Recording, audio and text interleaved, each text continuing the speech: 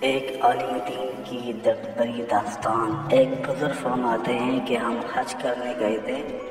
وہ بیان کرتے ہیں کہ میں نے دیکھا کہ بیت اللہ میں ایک مولوی صاحب روزانہ قرآن پاک کی ان آیات کی تشریح کیا کرتے تھے، جن کا ترجمہ یہ ہے: ماں باپ کے ساتھ نیک سلوک کرو، اگر ان میں سے کوئی ایک یا دونوں تمہارے پاس بوڑھے ہو کر رہے تو انہیں کسی موقع پر بھی اف تک نہ کہو، اور نہ انہیں جھڑک کر جواب دو، بلکہ ان کے ساتھ احترام اور ادب کے ساتھ بات کرو، نرمی اور رحم کے ساتھ ان کے سامنے جھکے رہو، اور دعا کیا کرو کہ اے پروردگار ان پر رحم فرما، جس طرح انہوں نے رحمت اور شفقت کے ساتھ بچپن میں مجھے پالا تھا۔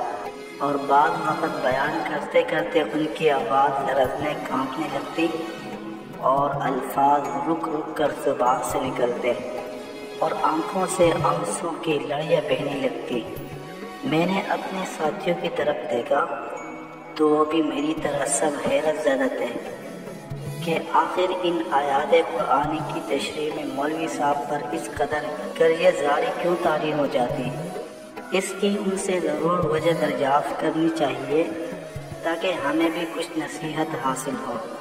لہذا جب وعظ ختم ہو چکا تو ہم نے ان کو چائے پینے کے لیے کہا۔ ہمارے زیادہ اصرار کرنے سے مولوی صاحب مان گئے۔ ہم حرم شریف سے باہر نکل کر ایک ہوٹل میں چائے پینے بیٹھ گئے۔ حج کے دنوں میں حرم شریف کے آس پاس جتنے ہوٹل ہوتے ہیں وہ اکثر دن رات ہی کھلے رہتے ہیں۔ غرض ہم بھی ایک ہوٹل میں جا کر چائے پینے لگے اور باتیں کرنے لگے۔ باتوں میں ہم نے مولوی صاحب سے پوچھا، مولانا صاحب کیا آپ ہمیں اتنا فرمائیں گے اور اس پر وضاحت کے ساتھ روشنی ڈالیں گے کہ ان آیات الہی کی تشریح میں جناب اتنے غمگین اور افسردہ کیوں ہوتے ہیں؟ مولانا صاحب نے اس طرح سے اپنا واقعہ بیان کرنا شروع کیا کہ میں کلکتہ کے قریب ایک گاؤں کا رہنے والا ہوں۔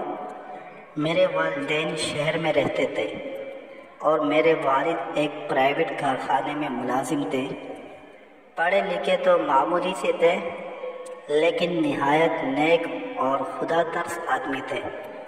میری عمر ابھی 4 سال ہی تھی کہ مجھے ایک اسلامی اسکول میں داخل کرا دیا گیا۔ میرے والدین مجھے دینی علوم کی تعلیم دلانا چاہتے تھے، اس لیے میں نے 18 سال کی عمر میں عربی زبان سیکھ لی۔ میں دینی تعلیم کے دوران انگریزی بھی پڑھتا تھا، اور والد صاحب کے ایک دوست کے مدرسے سے میں نے میٹرک یعنی 10ویں جماعت کا امتحان پاس کر لیا۔ میری خواہش افسر بننے کی تھی۔ میں نے اپنے والد سے اس کا ذکر کیا۔ والد صاحب کو اس زمانے میں نوکری کے 200 روپے ملتے تھے، جن سے پورے گھر کا خرچ چلانا پڑتا تھا اور آئندہ کے لیے فکر کرنی تھی۔ میرے والد صاحب کا یہ خیال تھا کہ میں اب کوئی ملازمت کر لوں تاکہ گھر کا انتظام سنبھالنے میں آسانی ہو، لیکن میرا پکا ارادہ کالج میں داخل ہونے کا ہو چکا تھا۔ میں نے والد صاحب کی بے حد خوشامد کی اور ان کو منایا۔ آخر کار والد صاحب راضی ہو گئے۔ میں نے ایک کالج میں داخلہ لے لیا۔ میری والدہ بڑی کفایت شعار اور عقل مند تھی۔ اپنے خالی وقت میں وہ موم بتیاں بنا کر اچھے خاصے پیسے حاصل کر لیتی۔ اس طرح ان کو محنت تو بہت کرنی پڑتی، لیکن وہ میری سب ضروریات پوری کرتے۔ فیس تو والد صاحب دے دیتے تھے، اور دوسری ضروریات کے لیے میری والدہ مجھے چپکے سے روپے بھیج دیتی۔ مجھے معلوم تھا کہ والد صاحب بھی میرے اخراجات اور دوسرے بھائیوں کی تعلیم و تربیت کے لیے ڈیوٹی سے زیادہ وقت کام کرتے تھے۔ اس طرح ان کو زیادہ پیسے حاصل ہو جاتے اور ہمارا خرچ چلتا رہا، اور میں نے 6 سال میں ڈگری حاصل کر لی۔ میں نے ڈگری تو بے شک حاصل کر لی، مگر اس کالج کی تعلیم کے دوران اور اس زمانے میں کالج کے ماحول کے رہن سہن نے میرے اسلامی شعار اور طریقے کو بالکل ہی بدل دیا، اور میں اسلامیات کو بالکل ہی بھول چکا تھا۔ اس لیے یہ ماحول ہی نیا اور ایسا تھا کہ میں وہاں کا رنگ لیے بغیر نہ رہ سکا۔ میرا ذہن میرے خیالات جدید تعلیم تربیت سے بے حد متاثر ہو چکے تھے۔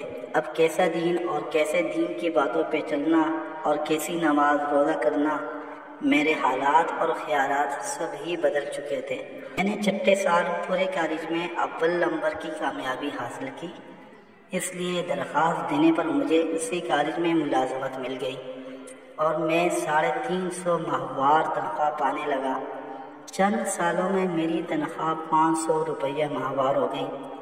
اب والدین نے میری شادی کی فکر کی۔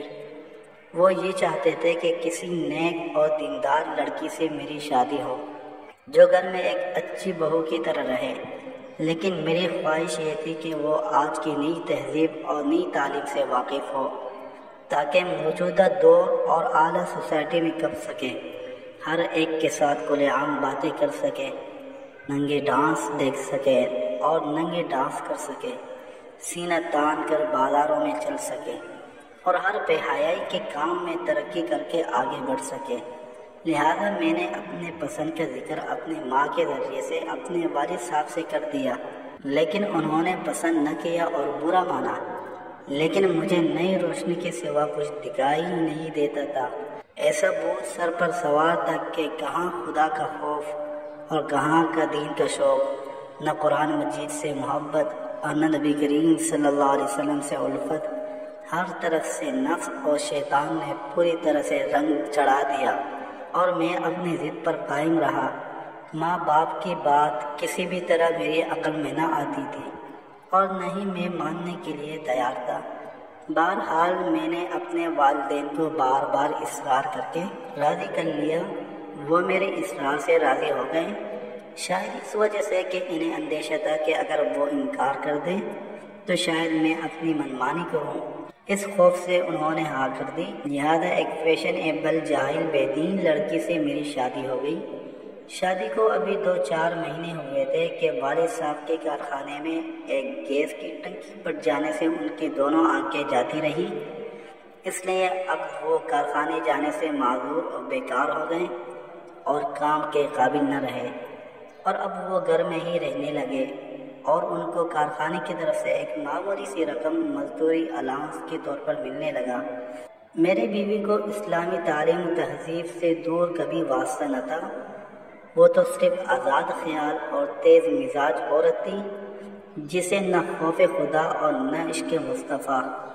وہ کیا جانے کہ اسلام کیا ہے، وہ تو پہلے ہی دین سے جاہل مطلق تھی۔ کچھ اس کی سہیلیوں نے اس کے کان بھر دیے کہ ارے دیکھو، ساس سسر کی خدمت کرنا تمہارا فرض نہیں بلکہ ساس سسر تو تمہاری خدمت کے لیے ہیں، تم ان سے جو چاہو خدمت لینا۔ جو لڑکیاں جاہل گوار اور بے عقل ہوتی ہیں وہ اپنے ساس سسر کی خدمت کیا کرتی ہیں، تمہارا کوئی حق نہیں ان کی خدمت کرنے کا، تم اپنے شوہر کی ہو کر رہنا بس۔ اس وقت میں کسی انگریز سے کم نہ تھا، میرے دن رات صبح شام عیش و مزے میں گزرتے تھے۔ اب سوائے خواہشات نفسانی کے نشے کے کچھ یاد ہی نہ تھا۔ لیکن جب میں نے دیکھا میری محبوبہ بیوی میرے بوڑھے ماں باپ کی خدمت سے نفرت اور پرہیز کرتی ہے تو میں اس پر ناراض ہوا، لیکن آہستہ آہستہ اس نے مجھ پر جادو کر دیا کہ میں اس کی ہر حرکت پر اظہار پسندیدگی کرتا تھا۔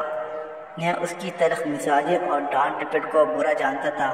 وہ میرے سامنے میرے والدین کو کچھ بھی برا بھلا کہتی رہتی، لیکن میرے کان پر جو نہ رہتی، مجھے ذرہ برابر بھی احساس اور برا معلوم نہ ہوتا تھا۔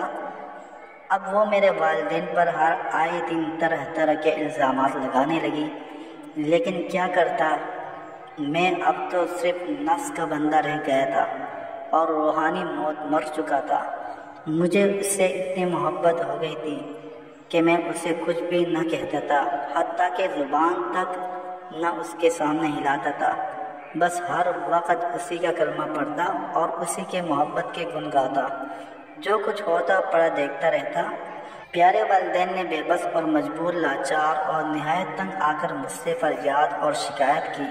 آہ میری بدبختی! تو میں نے یہ کہہ کر ٹال دیا کہ آپ کو غلط فہمی ہے، میری بیوی ایسی نہیں ہے، وہ بڑی عقل مند صاحب سلیقہ ہے، آپ کی عقل ٹھیک نہیں ہے۔ ایک روز کی بات ہے، والد صاحب رات کو کسی ضرورت سے پانی لینے کے لیے اٹھے تو نابینا تو ہی ایک اسٹول سے ٹکرا گئے، اور اس اسٹول پر دودھ کا برتن رکھا تھا، وہ زمین پر گر گیا اور سارا دودھ زمین پر الٹ گیا۔ بس پھر کیا تھا، بیگم صاحبہ اٹھی اور ان کو بہت بری طرح للکارا، تمہیں شرم نہیں آتی؟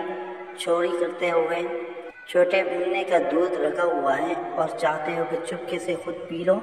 خبردار، آئندہ ایسی حرکت کی اچھی طرح دودھ پینے کا مزہ چکھا دوں گی۔ میری دکھی والدہ بھی جاگ رہی تھی، انہوں نے بڑی نرم آواز سے کہا، نہیں بیٹی، ایسا نہ کہو، یہ تو پانی پینے کے لیے اٹھے تھے، سامنے اسٹول تھا، دودھ کا برتن گر گیا۔ چپ رہ بڑھیا، لگی باتیں بنانے اور تعویلیں کرنے، مجھے پڑھاتی ہے؟ تجھے کچھ تمیز بھی ہے بات کرنے کی؟ بڈھی تجھ سے نمٹوں گی، دیکھ تو صحیح، جب تیری بھی خبر لوں گی، دور رہو میرے سے۔ خبردار، آئندہ جو میرے سامنے بڑبڑائی، تیری عقل گھسیا گئی ہے۔ کہتی ہے ایسا نہ کہو، اسٹول سے ٹکرا گئے، میں جانتی ہوں انہیں چوری سے کھانے پینے کی عادت ہے۔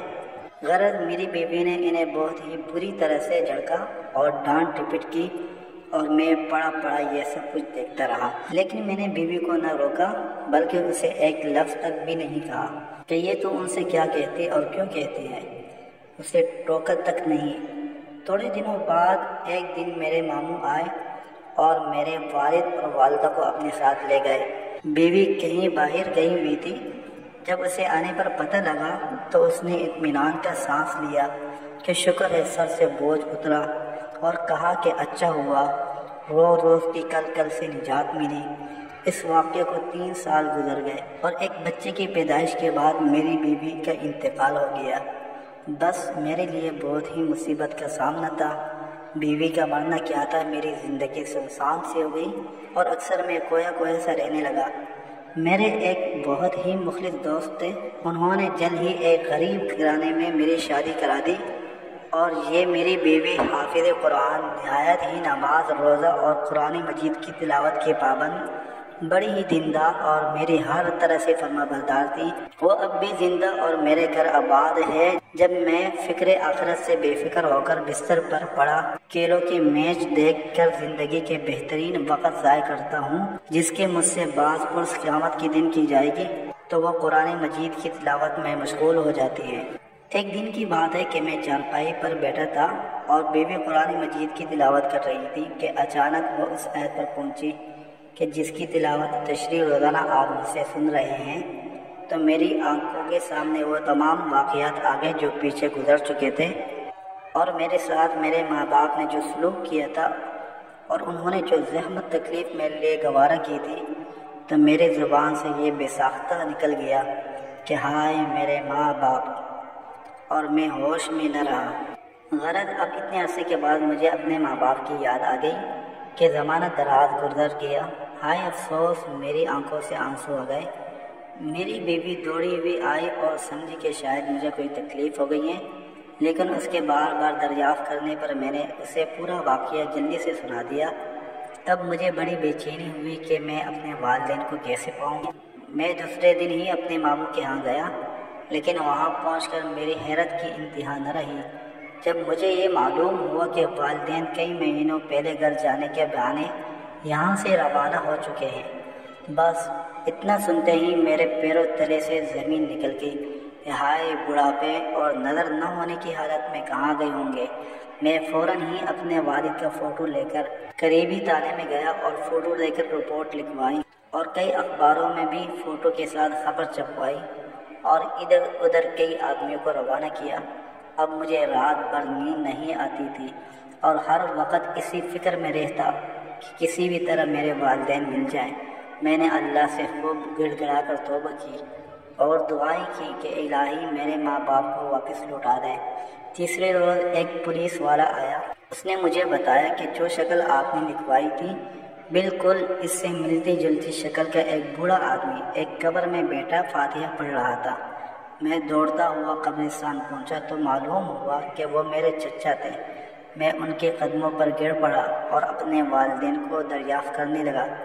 چچا نے نظر اٹھائی اور دو سامنے والی قبروں کو مخاطب کر کے پکارا، کہا، بھائی اکرم اور بابی زبیدہ، دیکھو تمہارا لاڈلا افسر آ گیا ہے۔ اکرم میرے والد کا، زبیدہ میری ماں کا نام تھا۔ چچا جان کے منہ سے یہ بات سن کر میں اندھے منہ قبر پر گرا اور پوٹ پوٹ کر زور قطار سے رونے لگا۔ بس اتنا کہہ کر مولانا صاحب خاموش ہو گئے تو میں نے مولانا کی طرف دیکھا تو ان کی آنکھوں سے آنسو جاری تھے۔ بزرگوں نے سچ کہا ہے کہ انسان سے بعض ایسی غلطیاں ہو جاتی ہیں جو ساری عمر کے لیے افسوس پیدا کر دیتی ہیں۔